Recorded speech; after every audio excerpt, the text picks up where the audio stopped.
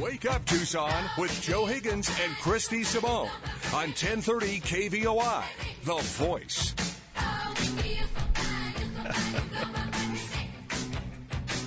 That was a joke, Dave. Thank you. All right. Welcome back to the Wake Up Tucson show. 790-2040 is the number. Before I introduce and we start talking to Mr. Duniho, real quick, just a couple of highlights from his resignation letter to his appointer to the Election Integrity Commission, Ray Carroll, and the rest of the Board of Soups.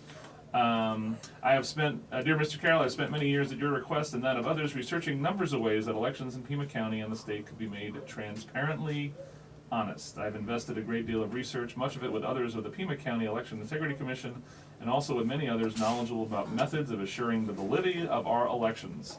6 years ago, I was honored by your appointment, having hopes for effective auditing of ballot counting in Pima County, and with the past experience of having witnessed apparently dishonest counts in my community, I now realize that these hopes and efforts have been wasted. Good morning to Mickey Duniho. How are you doing, sir? Good morning. I'm fine. So Mickey, that letter you sent, because I've served on sign code committee and small business committee and garbage committees, so many of us have felt like sending that. Like, what am I doing here? I do all this work. Why do you not take any of my recommendations? So take his job and shove it letter was beautiful. Thank you for sending it. So I finally, I've been working on election reform for about 10 years. The Election Integrity Committee was created 6 years ago. And I thought maybe we were going to actually do something, but after 6 years I finally figured out that in this a couple of weeks ago we proposed a very simple hand count audit of early ballots sorted by precinct. And we were talking about just taking one or two precincts and counting those ballots by hand. And it was a very simple idea and could have been implemented very simply, and it was to be an experiment. And Huckelberry and Benny White wrote memos to the Board of Supervisors describing a needlessly complex procedure that we hadn't even proposed, and said that therefore it was impractical to do it. So why? I go back to why did those two people write the letter? Why is the Chuck Huckelberry against it? Why did the board recommend not to make changes? Why? I think that it was just giving the Board of Supervisors an excuse to turn us down. But why don't they want to make accountability and transparency? Because I think that from time to time they have a race that they want to fix. And if we audit the early ballots properly, then it would prevent them from fixing races. Okay. So now, some community we have here. I got to know these guys, Breaky and these guys, and through the RTA ballots of 2006, where they've done a bunch of work into that, looked at that analysis. I read the depositions, I read the court testimony. Is that kind of what you mean? Do you see enough there? Is that? Yes. Yeah. I think the RTA was almost certainly fixed. We can't prove it. Because you can't have access to the ballots. Because we can't have access to the ballots. And in fact, I think the ballots at this point are not even the original ballots anyway. Mm-hmm. I think when Attorney General Goddard took the ballots out of Pima County up to Maricopa, I think that somebody changed the ballots in the boxes. I observed the hand count audit that they were doing, and they were taking ballots out of boxes and counting them by hand. And I observed that the number of ballots in the early ballot boxes was, I think, 1,500 ballots per box, and the number of ballots in the precinct ballot boxes was only 1,000 ballots per box. Now, these boxes were the same size, Sure. Therefore the paper was a different thickness. Sure. But the original paper should have been the same thickness. Sure. So how do you explain that? I think you explain it by saying they replaced the real ballots with some fake ballots. Yikes. Now, Vicki, what little background on yourself? What you're in Tucson? You've lived here all your life. What'd you do for a living? I've lived in Tucson for 12 years. My career was in Maryland with the National Security Agency. I started out as a Chinese linguist, and then I got to be a cryptanalyst, and then I got into computer programming, and I spent most of my career as a computer programmer. So one of the things when I looked at the RTA discussion when this ballot was happening was the chain of command of that database and the crap scanners. I looked at all the different pieces, but where do you think the issue is happening? You mentioned ballot changing or stuffing or reducing. Where do you think the issue is? If you're going to fix an election, where is it happening? Oh, I think in modern day technology, the easiest way to fix the election is to take the early ballots and to simply program the computer to miscount them. And it's very easy to do. There's a number of ways you can do it because under our audit law, we have to select the audit batches before they're scanned, which means the computer operator in the election department knows ahead of time which batches of ballots are likely to be counted by hand. So they just make sure that the programming, the fraud programming gets turned off for those ballots and then gets turned back on for their other ballots. And in fact, the way they're doing it today, regular ballots are scanned in 500 ballot batches, but audit batches are scanned in 250 ballot batches. So it's easy to write a program to say, okay, if you see a batch of ballots that's 250, you don't do any fraud. Well, let's talk about some names. In order to pull off something like this, you need a lot of folks involved, or a few folks involved, or how do you tighten that up, or how loose Well, lips sink ships? You're from the NSA, you know this. You need at least one programmer Yeah. to write the program to do that for you. That's all you have to have, but since programmers don't have any incentive to do that, presumably somebody in the local county has to direct that. And I would assume that Huckelberry directs it, Brad Nelson directs it, and it gets done. And I couldn't tell you who's doing it, and I can't prove that anybody's doing it. But why not have the checks and balances to let us all rest assured that it is not happening? Well, gentlemen, hold on for 2 seconds. We got to go pay some bills. It's 7:32 in the morning. We are with Mickey Duniho. He has tendered his resignation on the Election Integrity Committee for Pima County yesterday to his appointer, Ray Carroll, who did vote against the recommendations, along with the 3 Democrats just about a couple of weeks ago. So, if you have a question, concern, 790-2040, wakeuptucson@gmail.com.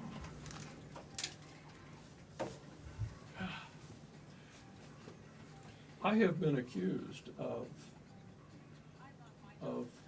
destroying people's faith in the electoral process. Huckelberry accuses Isn't me that kind of a that. good thing, to make people question the... Well, it's not that I want people to stop voting. I want to give them some assurance that their vote is actually being counted properly. And when I started this, I wasn't really sure whether the elections were being honestly counted or not. I was open to the facts, and After now looking at the facts and looking at the details. after looking at all the facts, I'm fairly well convinced that not every race, but some races are probably fraudulent. And you know, I could pick out certain races and say, yeah, I think that one's questionable. What are some that you think? Well, the 2010. Please say Joe Higgins and Day in 2008. Oh, I don't know about that. In 2010, when Gabby Giffords beat, what's his name, Kelly, the statistics on that race were just a little odd. And, you know, I don't know for sure. I would like to have done a hand count audit of the early ballots because her victory over Kelly in the early ballots was like 27% better than the split in the polls. Now, I know that older people tend to go to the polls and younger people tend to vote early, but I didn't expect to see that big a difference between the two. I would expect to see 5, maybe 10%, but I don't expect to see 20+%. difference. How So about that's just one How example. about the Bronson race in 2012? I looked at the Bronson race. I don't think there was a big difference between the earlies and the precinct ballots, but in fact, the guy that ran against Bronson, his campaign manager asked me to take a look at the statistics, and I did. And in fact, in that race, the fraud was done in the redistricting, because we have three supervisor districts in Pima County that have so many Democrats in them, no Republican ever could have a chance of winning. And the other two are similarly Republican districts, and no Democrat could ever win in those. So, It's actually not fraud, though. They can draw the lines where they want to draw them. well, gerrymandering, Yeah. I count That gerrymandering happens. as fraud, Yeah. but it's legal, so Yeah. I guess it's not. I don't know. At any rate, there's lots of ways of skewing the election, and I'm in favor of trying to get it as honestly representative of the people's wishes as possible. And we're not doing a very good job of that. And McSally and Barber, 2012, that was a tight race till the very end. That was a tight race, but if I remember correctly, the difference between early ballots and precinct ballots was not that great. The other one was a city bond election. Yeah, for the the bond, streets. $100 million. Yeah, and I didn't look at the statistics on that. We've actually had someone at the city that said they talked to Chuck and made sure he pushed it over the line for him. Yeah, I could believe that. Well, and Ray Carroll's last race, his primary, there was a big difference in the early ballots and the precinct ballots. Was that a We're on this. fraudulent? But I don't know.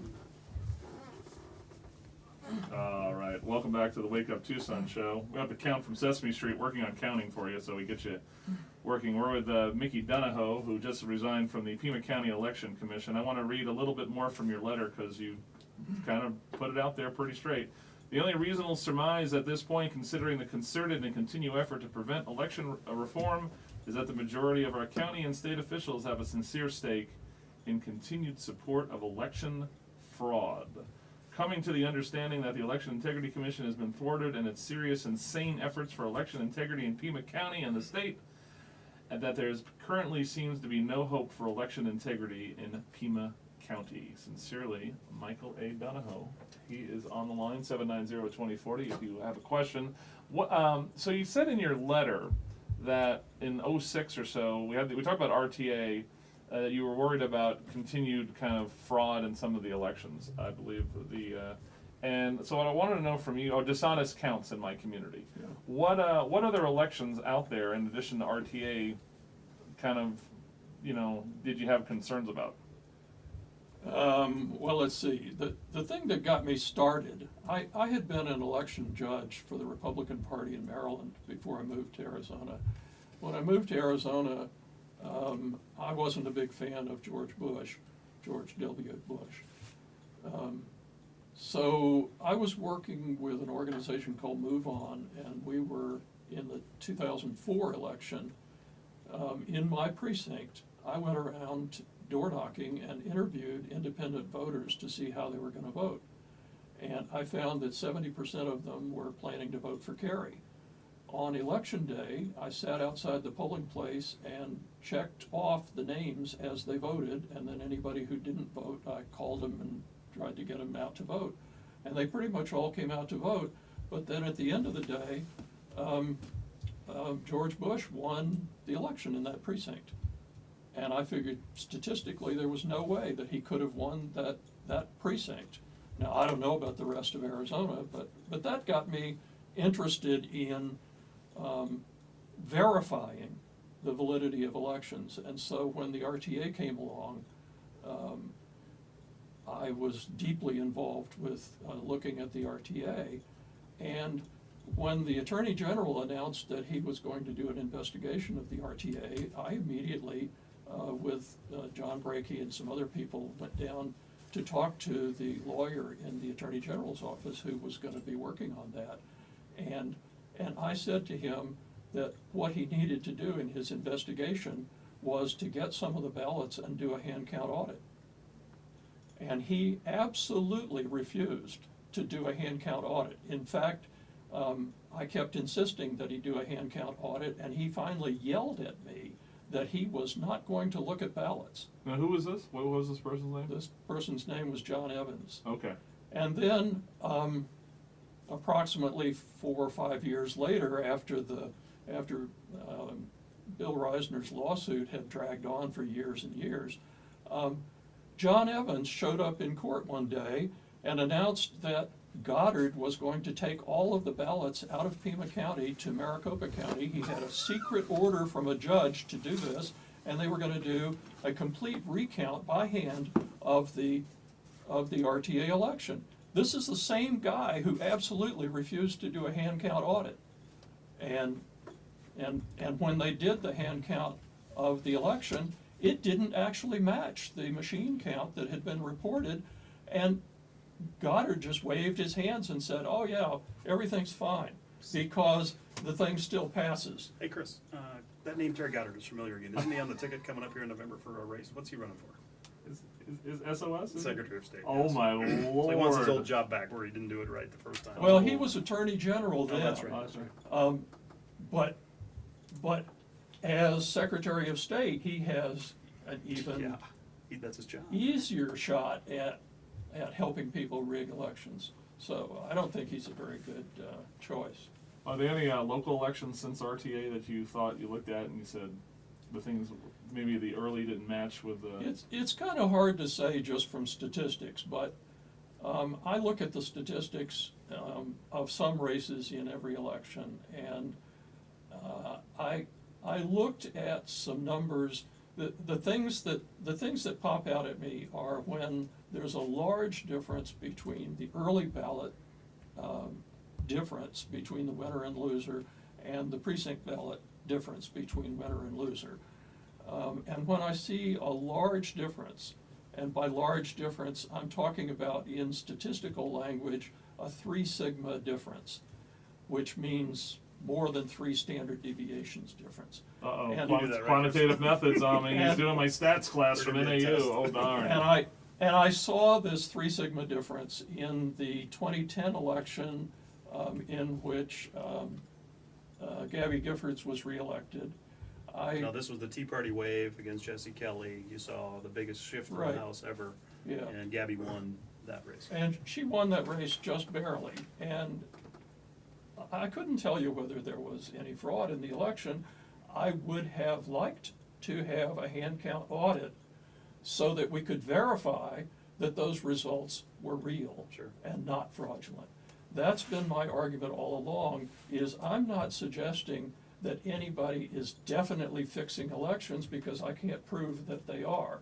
But I would like to have a hand count audit that actually confirms So that the they were early not fixing the it early ballots in that race were different by a by 3 sigmas. sigmas to the whole Yeah. data, right?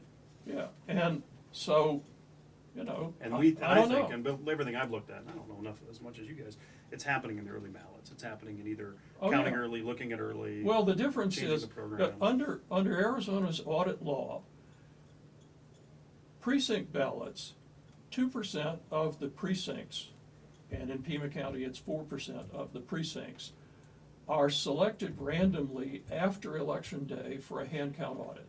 It's pretty difficult for the election department to commit fraud under those rules.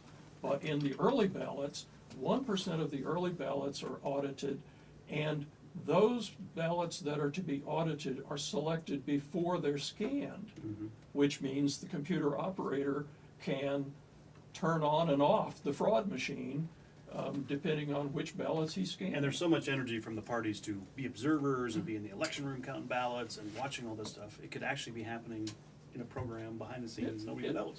It's in that black box. It's in the computer, and no amount of observation is going to help you determine what's happening. The only way you can figure it out is to do a hand count audit, and you have to do it after the fact, so that if the fraud is taking place, then you're going to catch it. We're counting on Commodore 64. So. Well, also think about it. It brings new light to your brain after you hear Mickey talk, and Mickey just resigned from the Pima County Election Integrity Commission. If you just tuned in, when they went to all mail-in ballots at the city. Yeah. After Karen almost loses the Ben Bueller Garcia by 180 votes, and then she thumps him the second time around. I'm just telling you, man. Yeah. You look at this stuff and you go, yowza. 790-2040 is a number. Mickey. My recommendation is go to the polls and vote. Do not vote early. Yep. Never vote early. I agree with that. Ingrid, thanks for the call. I got a couple more calls I got to get to. You're correct. I don't do early. I just feel like it's going to get manipulated, like we think it's Why do getting you think manipulated. that? Why do you feel that, Chris? What is wrong with you? 790-2040. Let's go to Greg on line 4. Greg, you're on with Chris, Joe, and Mickey Duniho. What's up?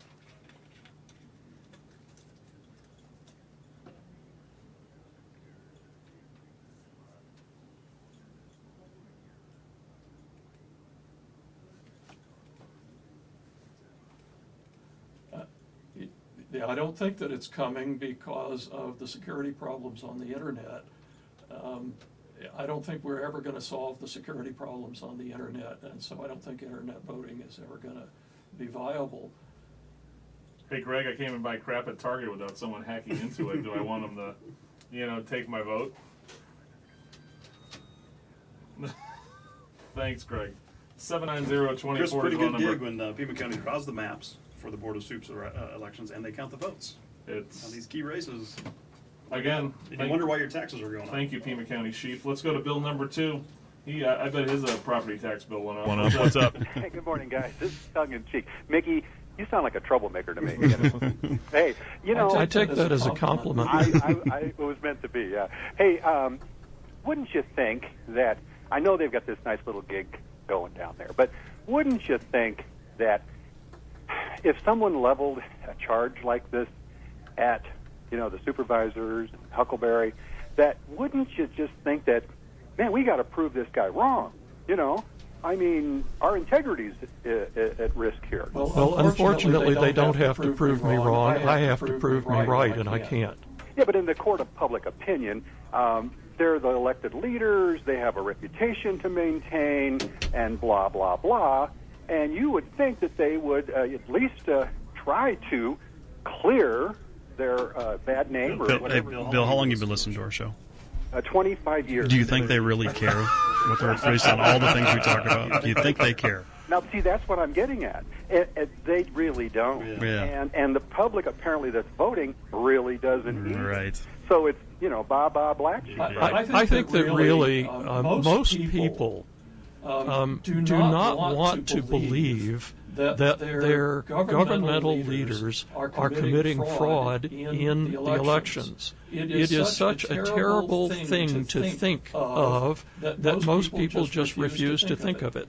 But you go back and look at Tammany Hall, this is going on. Oh, it's been going on since the beginning of the Republic, and it'll probably keep going on forever. Yeah, so as Chris and Joe are constantly harping on, you change it by voting these people out. Well, until that happens. You can't even do that in the right way. Well, and of course, we're again, all this stuff that's going on. Look about this. I got Reisner and who's a Democrat. These other guys are libertarians. You're an independent who work for Move On, for God's sakes, and they're telling you the process stinks. Right? Have you seen the Mighty newspaper or any of these? Jim Ninsel, that big, brave Tucson weekly reporter. You ever see him cover this stuff? No. And then the other thing is, let's say that the election went a way you kind of hoped it would go, then you've got to deal with the judicial system, which is in the bag with these guys too, and they'll overrule it, and you're just trapped. Yep. Hey, I got to pay bills. Thank you for the call. 790-2040. Mickey, just hold on. We might do one more call before it's over, and then we'll wrap it up. Okay, buddy? Okay. You okay? Am I cramping you? Okay. I do have to go to Phoenix, Chris, so let's make this thing. Well, you can leave right now. Mickey and I can just do the last segment. So. I heard they count ballots up there better. So check this out. The D. Simone Daily Double. I got Charles Heller. Yes. And John McCain. How's that for an hour? Wake Up Tucson, 10:30 The Voice.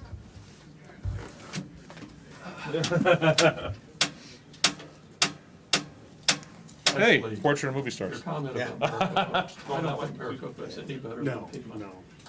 But their late reporting is causing some movement at the state legislature to come in and kind of But I clean think, this up. but I think that Maricopa may be more sophisticated than Pima County in their fraud. How are they doing it? I don't know how they're doing it. I haven't spent a lot of time looking at Maricopa. John Brakey went up there and looked at it, and he saw a lot of questionable things going on.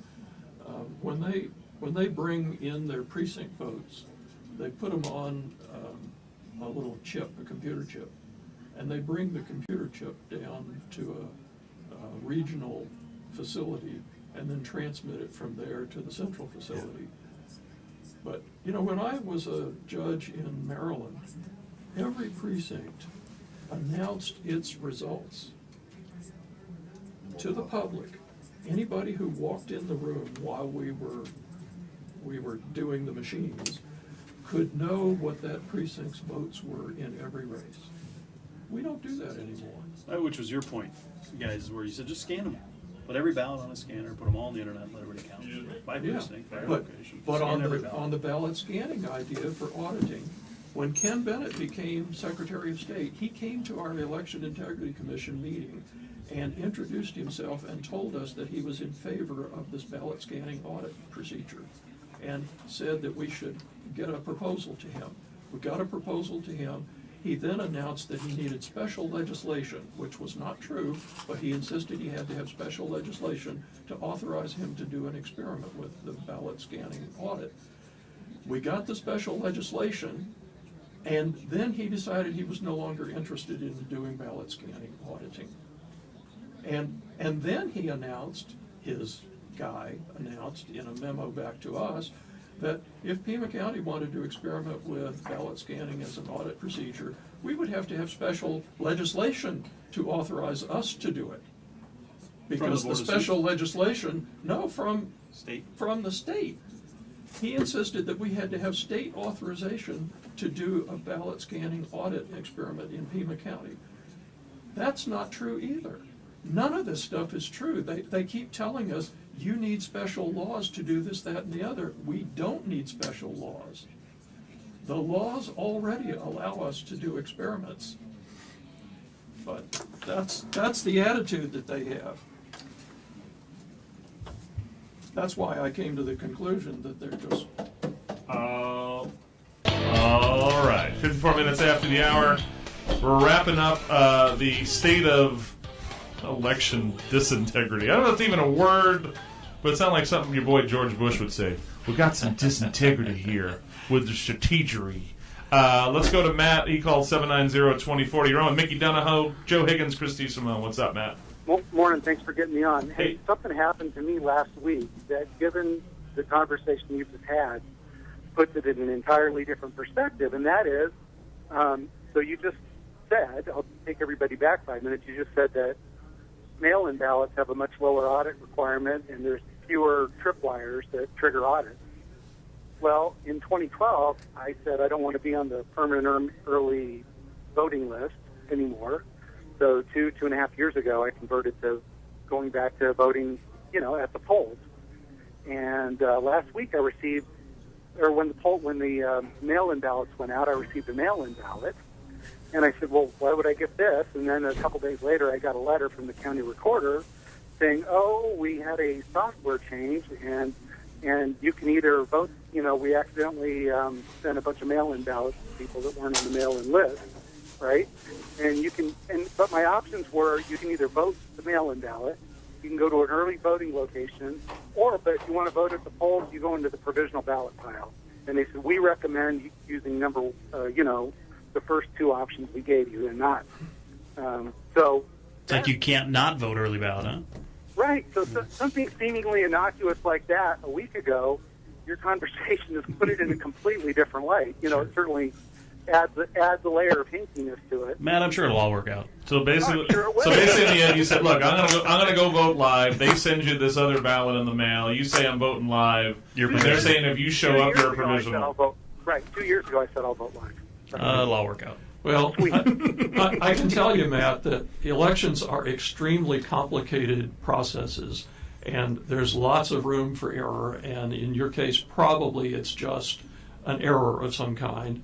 I would probably believe the story about the software change, but it does raise questions about what's going on here, and why can we not do a better job of it? So basically it comes down to either it's totally rigged bullcrap or they're the most pathetic executors of an election ever. Is that where we're at? Take your pick. Yep. Yeah, I guess. Thank you very much. Matt, I got to get one more in, so have a good day.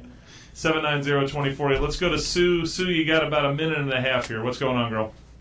I turned my radio off so I could. Now I just heard you on this say about provisional ballots. Yes. I was told one time when I didn't get my early ballot in, I had to vote provisional, but at the voting center they told me they probably wouldn't count it anyway because it would be the last things that they count. So where do provisional ballots come in? They always do count provisional ballots. That story about they don't count them if they're not needed is not true. Oh, dear. Okay. Mickey, thanks for coming on. Thanks for your service for the last so many years, and thanks for putting up. Like I told Bill Beard when I talked to him about, thank you for your masochism. My pleasure. So good luck, and I think fair and honest elections are the bedmark of a democracy. How's that for crazy? So this section brought to you by the clothing store Banana Republic. We'll be back tomorrow to talk more about the craziness. We never even caught the roll of property taxes going up, Chris. Nope. We didn't get to that. We didn't get to this developer that lost their entire plat. There's a lawsuit being developed around that to change the entire game board. Don't anger Emperor Palpatine. That's where we're at. So. All right, we have Mr. Charles Heller coming on for the Triple D, and then John McCain, U.S. Senator, on at 8:30. So, Wake Up Tucson, you're on 10:30. The Voice.